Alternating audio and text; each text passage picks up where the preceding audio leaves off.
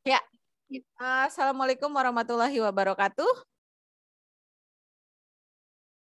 Waalaikumsalam Ibu. Waalaikumsalam warahmatullahi wabarakatuh. This is Saturday ya, ini hari Sabtu dan kita belajar, Masya Allah, nggak apa-apa lah ya, pejuang pencari ilmu. Oke, hari ini kita akan melanjutkan pembahasan kita di keperawatan dasar ya. Jadi ada mata kuliah keperawatan dasar hari ini sampai jam berapa sih? Jam 11 sampai jam 12 ya? 11.20 ya, kalau nggak salah ya. Iya Bu, 11.20. 11.20 ya, Endang tadi yang Endang sipenya ya. Oke, jadi tadi kuisnya gimana? Gampang kan? Gampang apa susah? Gampang lah ya. Alhamdulillah lumayan Bu. Kalau nilai memang kalian akan lihat, kalau saya biasanya itu otoritas dari dosen. Kalau saya udah bilang bisa dipublish, itu nanti kelihatan. Kalian bisa lihat nilai kalian gitu. Kayak UTS atau UAS, memang nilainya nggak otomatis keluar semua yang di study. Jadi beda sama Google Form. Kalau Google Form itu kan langsung tuh, apalagi kalau soalnya langsung tahu berapa nilainya atau apa. Nah kalau di study itu ada otoritas dosen. Jadi ketika nanti saya udah lihat semua, udah selesai dulu nih kuis, baru saya bilang publish result. Nah itu nanti kalian baru bisa lihat. Oke. Jadi nanti biarin dulu teman-temannya selesai dulu lah. Oke, generally saya memang suka mulai kuliah kalau saya lagi ada if I have time and if I have kalau saya punya ini juga, saya memang bikin apa sih namanya tuh quiz-quiz simple quiz dulu. Itu tapi kalau yang masih ada merasa kayak saya nggak tahu ini, tolong dipelajari karena nanti soal-soal quiz inilah yang akan saya gunakan untuk di ujian kalian gitu ya. Jadi nanti di UTS, UAS ini saya banyak ngambil dari soal quiz aja gitu loh, supaya saya nggak terlalu banyak ini lagi lah supaya saya yakin itu udah dipahami oleh mahasiswa. Oke, now today hari ini kita akan belajar melanjutkan kemarin kan kita udah belajar teori apa, kemarin hari Selasa kita udah belajar apa, coba masih inget nggak? Kebutuhan dasar manusia, Bu. Correct ya. Kemarin kita udah belajar kebutuhan dasar manusia. Nah, sekarang kita mulai masuk satu-satu nih per kebutuhan. Dimana yang pertama yang dasar banget nih dan sangat jadi booming nih sejak pandemi ya, pandemi COVID ini nih. Nah, ini kan juga terkait konsep kebutuhan oksigenasi gitu loh. Jadi memang as we know lah ya, manusia tuh bisa bertahan hidup gimana? Ketika dia bernafas gitu loh. Nah, sekarang kemarin ini kan pandemi ini heboh banget ya, kita sejak Maret tahun lalu kan ya.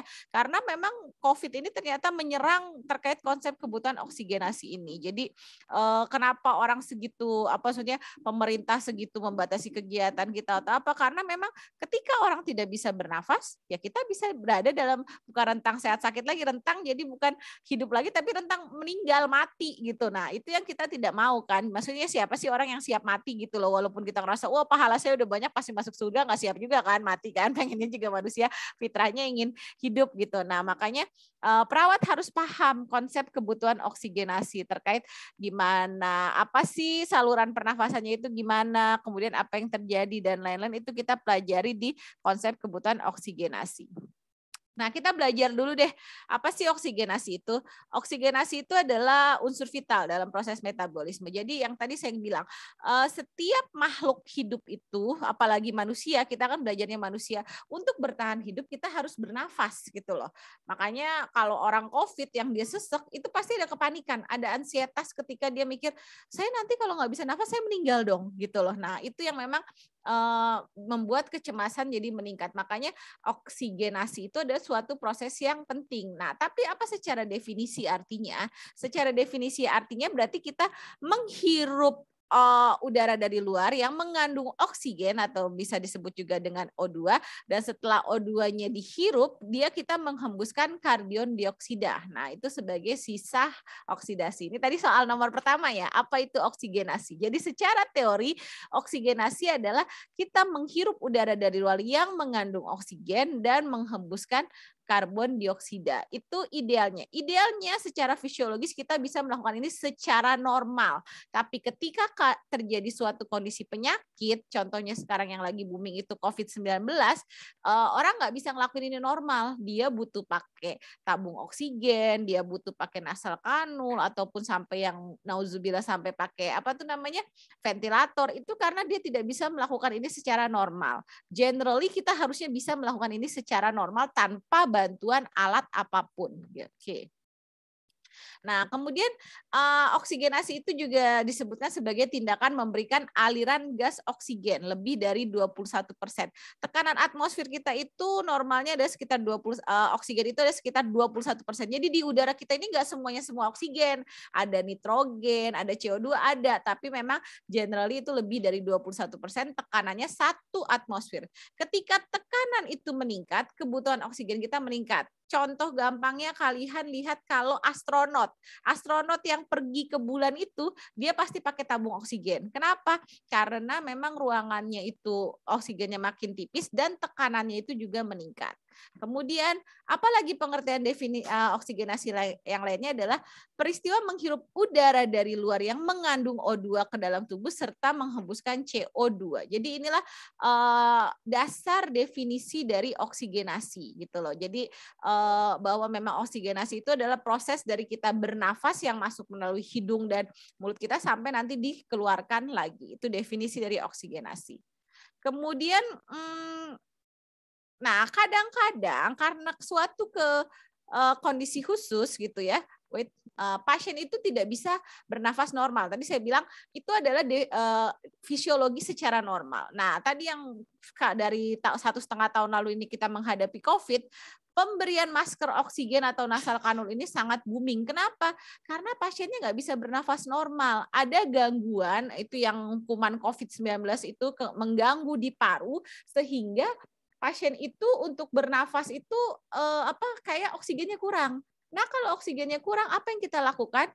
Yang paling simpel, pertolongan dasar kalau dia masih hanya sesaknya saturasinya di sekitar 90-95, kita masih bisa pakai nasal kanul ya. Nasal kanul ini untuk pertolongan simpel ya. Makanya kalau kalian lihat ada yang isoman di rumah yang waktu bulan Juli tahun lalu kan ya, itu rumah sakit penuh banget, akhirnya dibilang udah pasien isoman di rumah aja, cari tabung oksigen sendiri pakai nasal kanul. Jadi kalau nasal kanul dan masker ini masih bisa dilakukan di rumah. Yang tidak bisa dilakukan di rumah adalah ventilator ya, karena ventilator itu mahal dan butuh perawat yang memang ahli. Nah, jadi memang pemberian terapi oksigen ini adalah salah satu cara pemberian bantuan oksigen pada pasien yang mengalami gangguan pernafasan. Nah, jadi ada 2 pilihan, nasal kanul dan masker oksigen. Gimana bedanya? Kapan kita pakai nasal kanul, kapan pakai masker oksigen? Kalian akan belajar in detail itu pada saat praktikum. Tapi generally saya bilang kalau nasal kanul itu masih yang saturasinya coba turun dikit. Kan saturasi kita normal di 98 sampai 100, 96 lah, 95 sampai 100. Kalau nasal kanul itu bisa yang masih sekitar 90-an lah. 90-92 kita kasih nasal kanul is oke. Tapi kalau dia sudah di bawah 90 ini udah nggak ngejar kita pakai nasal kanul. Kita harus pakai masker oksigen. Di mana masker ini ada 2, ada rebreathing dan non rebreathing. Apa bedanya? Itu nanti details lagi di praktikum.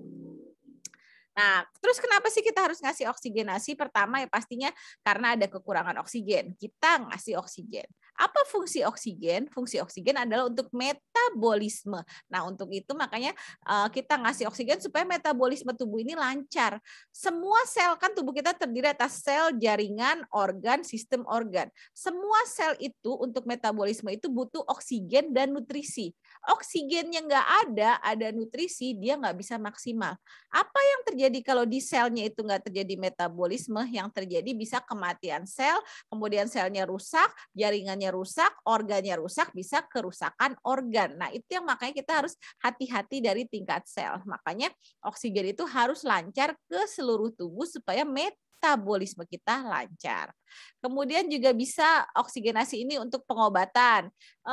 Kayaknya banyak ya, misalnya kayak apa sih untuk orang yang saturasinya lagi rendah itu pengobatan supaya dia bagus kita kasih oksigen. Terus ada sekarang kayaknya skincarean gitu, perawatan supaya kulitnya glowing atau apa, dikasih oksigen yang terapi ozon atau apa. Nah, inilah salah satunya juga pemberian oksigen. Terus juga mencegah hipoksia ya pada bayi-bayi, nih contohnya pada bayi yang surfaktannya ya. Kan bayi itu kalau yang prematur, paru-parunya itu kan kurang cairan yang untuk kembang kempisnya itu.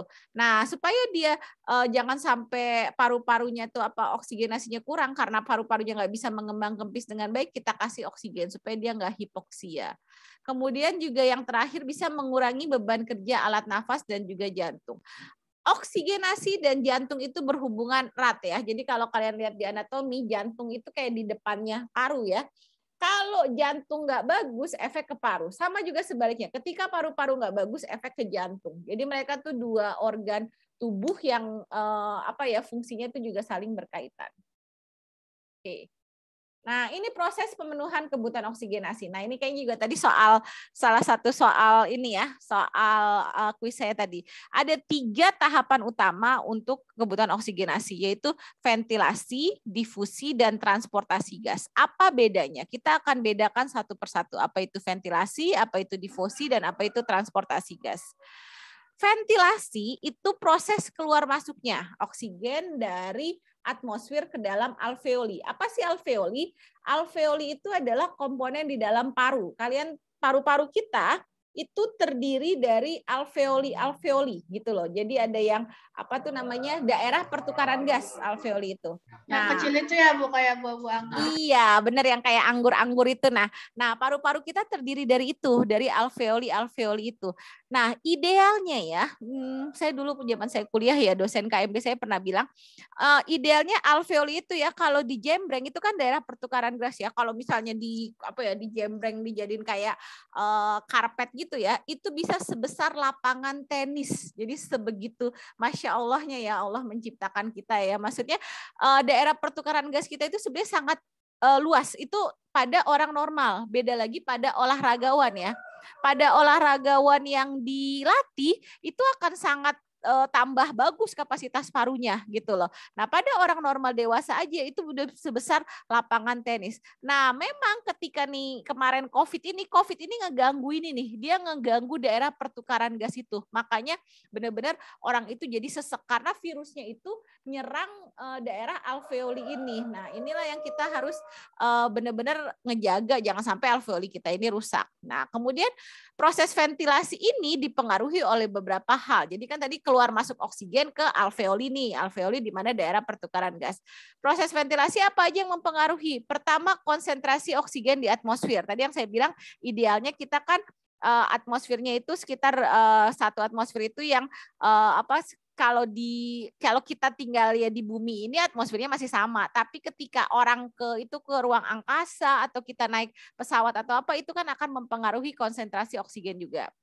Kemudian harus ada jalan nafas yang bagus. Tadi kan saya bilang alveoli ini adanya di paru-paru. Nah, untuk oksigen itu masuk ke paru-paru tentu aja jalan nafasnya harus bagus. Jangan sampai kayak misalnya simple, kita lagi pilek aja. Nah, itu kan jalan nafasnya jadi nggak bagus. Nah, supaya dia bagus ya pokoknya jalan pernafasannya harus bersih. Ibarat kalau jalan tol gitu loh. Kalau dia rame banyak mobil, nah jadi kan akan susah. Tapi kalau dia lengang nah itu kan nafasnya oksigennya akan nyampe dengan bagus ke alveoli. Kemudian juga adanya kemampuan toraks dan alveoli pada paru-paru dalam melaksanakan ekspansi atau kembang kempis. Nah, ini pada dewasa, tugas ini dewasa normal, dewasa sehat, dia bisa melakukan secara normal. Tapi pada bayi-bayi prematur agak sulit bagi dia melakukan kembang kempisnya. Kenapa? Pada bayi prematur itu ada namanya surfaktan di paru-paru, surfaktannya itu dikit. Jadi kalau ada bayi itu namanya dia sleep apnea. Jadi kayak lupa napas gitu loh. Ketika bayi prematur itu dia tidur, dia tuh kan kembang kempis. Idealnya paru-paru seperti itu. Nah, pada bayi sleep apnea itu dia ketika dia ngempis gitu, dia nggak mau ketika dia ngempis dia nggak mau kembang lagi. Nah, itu dia ada henti nafas. Nah, itu perawatnya itu biasanya makanya dulu saya pernah lihat di ICU dikasih tali gitu ya di inkubator itu buat ditarik supaya bayinya bangun dan nafas karena memang surfaktannya itu nggak otomatis. Kan idealnya gini, bernafas itu adalah proses normal gitu. Kita nggak usah perintahin badan kita harus bernafas. Nah, pada bayi prematur, dia itu belum terjadi itu karena surfaktannya kurang. Nah, kayak apa ya, kalau mesin ibaratnya kayak olinya kurang lah gitu. Nah, makanya harus pada bayi yang prematur yang masuk inkubator itu harus benar-benar diobservasi. Jangan sampai dia lupa nafas, karena dia lupa nafas bisa merusak organ dan lain-lainnya. Jadi memang kita harus memperhatikan ketiga komponen ini, yaitu konsentrasi oksigen, kondisi jalan nafas yang baik, dan juga kemampuan toraks dan alveoli terkait agar proses ventilasi dapat berlangsung dengan baik. Kemudian difusi gas. Tadi kalau ventilasi yang alveolinya dengan atmosfernya. Kalau difusi, pertukaran antara oksigen di alveoli dengan kapiler. Jadi di dalamnya alveoli itu ada lagi kapiler. Jadi kayak pembuluh darahnya itu kapiler paru dan CO2 di kapiler dengan alveoli. Proses pertukaran ini dipengaruhi beberapa faktor, yaitu luasnya permukaan paru dan tebal membran respirasi. Jadi kalau yang difusi ini udah di dalamnya lagi. Tadi kan udah masuk nih ke alveoli. Nah, ini dari alveoli ke kapiler paru dan CO2 di kapiler alveoli. Nah, kemudian gimana bisa terjadi pertukaran ini? Karena adanya perbedaan tekanan dan konsentrasi H2 di mana O2 dari alveoli masuk ke dalam darah. Jadi kan saya bilang oksigen itu masuk. Nah, terus emang oksigen itu masuk buat apa? Ya dia udah masuk ke darah untuk sel dan nutrisi metabolisme jaringan. In detailnya nanti kalian belajar di fisiologi dan patofisiologi dan KMB lah. Maksudnya gimana anatominya in details gitu. Nah, jadi karena ada perbedaan tekanan, rongga alveoli lebih tinggi dari tekanan O2 dalam darah, vena pulmonalis masuk ke dalam secara difusi. Jadi kalau tadi pertamanya ventilasi dia hanya dari luar masuk ke alveoli, ini di difusi alveoli masuk ke kapiler paru. Kemudian yang ketiga adalah transportasi gas, di mana kalau transportasi ini udah proses pendistribusian transportasi kan, kayak kita transport dari Depok mau ke Bogor atau apa, jadi kayak dikirimkan ke seluruh bagian tubuh. Jadi semua O2 yang udah ini tuh pendistribusian O2 kapiler ke jaringan tubuh dan CO2 jaringan tubuh ke kapiler. Jadi tadi udah ditukar nih oksigennya, udah masuk ke alveoli, ke kapiler, kemudian udah ada yang ada jadi oksigennya juga, ada jadi CO2-nya, itu didistribusikan ke seluruh tubuh. Nah, apa saja yang mempengaruhi transportasi gas? Itu dari curah jantung atau kita ngomongnya cardiac output ya, istilah medisnya. Ada kondisi pembuluh darah. Semakin bagus kondisi pembuluh darahnya, transportasi gasnya lebih bagus. Sama kayak saya bilang kalau olahragawan, orang yang makan sehat itu pembuluh darahnya bagus dan transportasi oksigenasinya juga akan bagus. Exercise tadi saya bilang dari ketika orang semakin sering aktivitas, latihan itu kan kapasitas parunya meningkat. Jadi dia bisa banyak gitu, aliran darahnya juga bagus, tekanan darahnya normal dan lain-lain. Kemudian perbandingan sel darah dengan hematokrit serta eritrosit dan kadar Hb. Jadi ini hal-hal lain juga yang mempengaruhi transportasi gas. Terus sistem tubuh yang berperan dalam oksigenasi kita bagi menjadi dua yang utama. Ada saluran pernafasan bagian atas. Ini tadi soalnya juga ya. Saluran pernafasan bagian atas apa aja? Kalau atas itu yang generally masih bisa kita identifikasi ya. Hidung kita bisa lihat. Kemudian laring-faring masih daerah sini ya. Laring-faring kita dan epiglotis. Itu bagian atas. Hidung, laring, faring dan epiglotis itu adalah saluran pernafasan bagian atas. Yang bawah ini sudah kita tidak bisa lihat, yang dimana ada trakea, bronkus yang udah percabangan dari parunya itu, kemudian bronkiolus adalah cabang dari bronkiolus. Oke, nah ini tadi yang anatomi sistem pernafasan nih dari nih tadi epiglotis itu di mana, laring, trakea nih bronkiolus kalian bisa baca di gambar ini ya. Jadi tolong dihafalkan, maksudnya dipahami, jangan dihafalin. Kalau dihafalkan nanti bentaran hilang gitu. Nah, jadi ini kita bisa lihat pernafasan itu. Nah, secara umum ya, pengatur respirasi ini ada di otak. Bilang, kalau otak kita tidak ada gangguan, respirasi itu berlangsung normal. Tapi kalau misalnya orang bisa tiba ada stroke, ada kecacatan atau apa, nah respirasinya ini harus dibantu. Nah ini yang seharusnya tidak boleh terjadi. Oke, nah ini tadi kalau ini frekuensi normal ya. Kalau kita pakainya yang dewasa tuh sekitar 15-20 kita masih bilang normal lah pernafasannya dalam 1 menit ya. Pernafasan dewasa normal tuh 15-20 kali. Kalau anak-anak itu cenderung makin cepat ya. Jadi kalau anak-anak tuh bisa 35-40 kali per menit. Kemudian jadi karena ya memang paru-parunya kecil dan badannya juga kecil, jadi dia nggak kita samain anak-anak 20, memang dia lebih cepat karena kondisi tubuh anak-anak ya lebih kecil juga gitu dan organ-organ di dalam tubuhnya juga lebih kecil. Oke, sampai di sini yang saya jelaskan. Nanti dulu saya nggak mau langsung semuanya. Apakah ada pertanyaan? Oh, udah 18, sudah masuk semua mahasiswanya, alhamdulillah. Oke, ya apakah ada pertanyaan sampai di sini? Ibu boleh minta filenya kirim ke grup nggak, Bu? Kan ada di e-study. Udah ada kok di e-study, saya taruh materi ini. Udah ngerti nggak pakai e-study-nya? Udah, Bu, udah download. Udah Bu, udah di-download.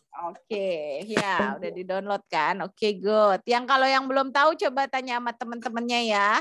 Karena memang beda tutorial yang dosen sama. Tapi di study itu ada tutorialnya kok. Jadi kalau kalian ada yang kurang paham atau apa, lihat-lihat aja tutorialnya. Saya aja dulu juga nggak ikut pelatihannya, kok saya lihat tutorialnya aja. Nanya-nanya lah sama yang ini. Bu, izin mau tanya, Bu. Iya, boleh apa, Rahman? Ini kan menyangkut kita juga nanti mau belajar mau presentasi di anatomi fisiologi untuk masalah sistem pernapasan, Bu. Di sini kan ada transportasi gas. Iya. Untuk mengantarkan oksigen. Ada organ, ada salah satu sistem di sini ada namanya pembuluh darah.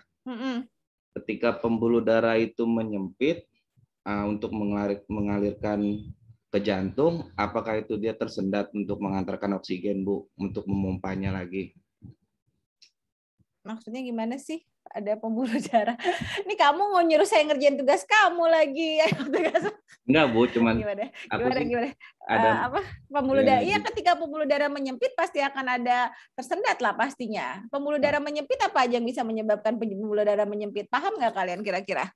Ada itu Bu, penempelan plak dalam pembuluh darah. Iya, apa aja yang bisa menyebabkan plak? Pola makan tidak sehat. Pola makan, merokok, makanan yang gorengan-gorengan, apa, nah itu bisa menyebabkan banyak faktor yang bisa menyebabkan pembuluh darah menyempit ya, dari memang anatomi pembuluh darah itu sendiri.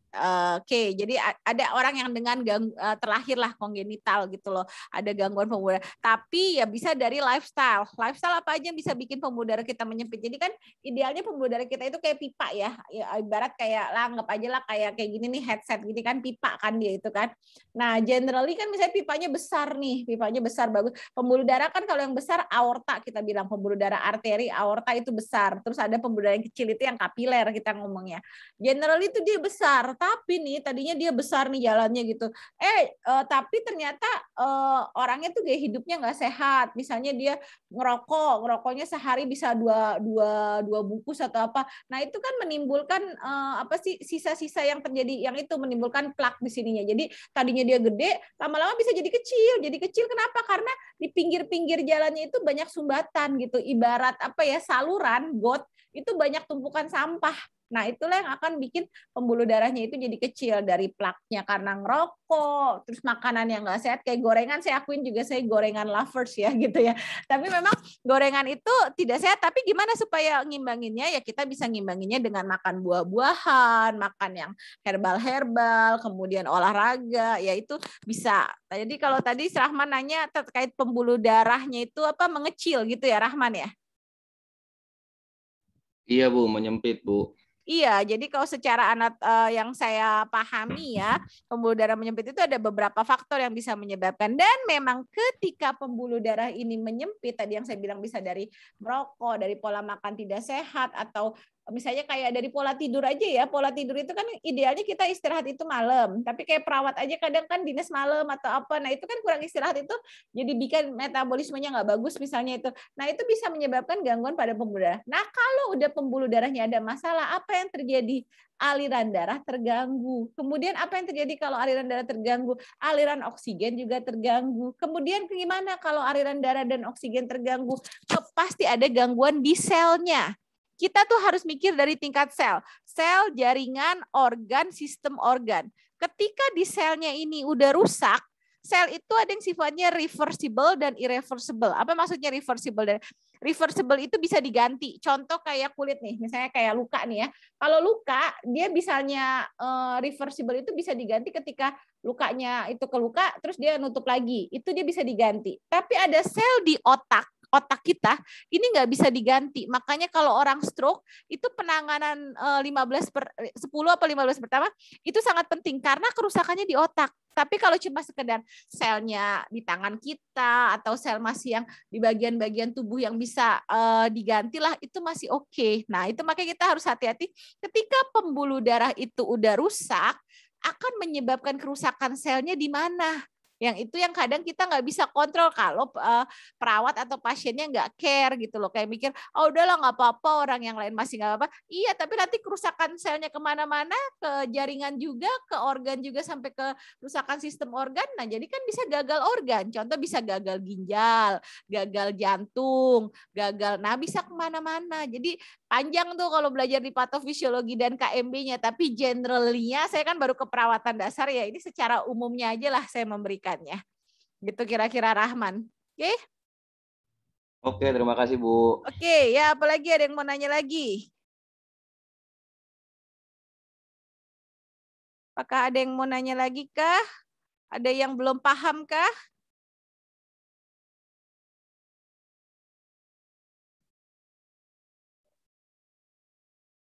Kita Oke, sebentar ini kuis sudah semua nggak? Saya lihat di kuisnya belum semua ya. Ada yang masih masalah ya mengakses kuisnya ya? Izin Ibu, tadi udah konfirmasi ke Parian, kata Pariannya ada kebijakan nggak dari Ibunya untuk perpanjang waktu, soalnya kan tadi udah masuk ke kuis, terus tiba-tiba log out, pas masuk lagi itu si waktunya udah habis. Oke, gini aja deh. Ini kayaknya saya lihat yang belum itu atas nama siapa nih ya? Yang belum itu Putri sama Dasar Iman ya, Dasiman ya.